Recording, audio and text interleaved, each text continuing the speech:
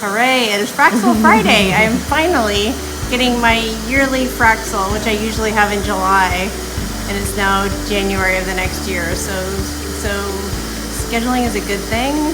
Fraxels, I do mine once a year. You can also do 4 in a series, spaced 6 weeks apart, and this will transform your skin and mine. Here we go. How are you doing? That does not hurt at all. Awesome. That 2 hours of numbing is wonderful.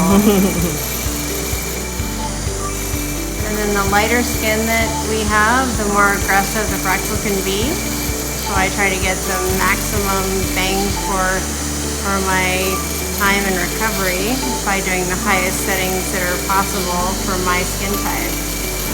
And since I am way too light, I can go for a stronger setting. My very blessed friends who have darker skin need to go for a little milder setting.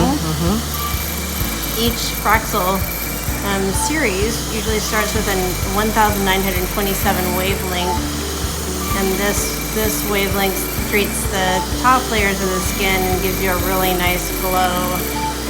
The subsequent treatments in this platform that I have, which is like a Ferrari, it's a very wonderful, pricey platform, offers both a 1550 and a 1927 wavelength. The 1550 is a deeper treatment, which treats the deeper lines and wrinkles, and we are right now doing a 1927 wavelength.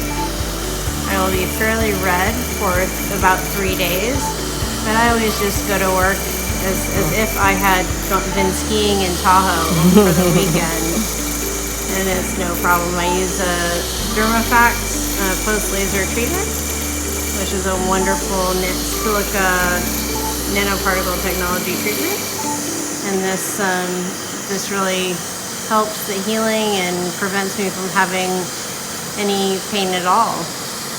So here we go. Happy Friday to all of us.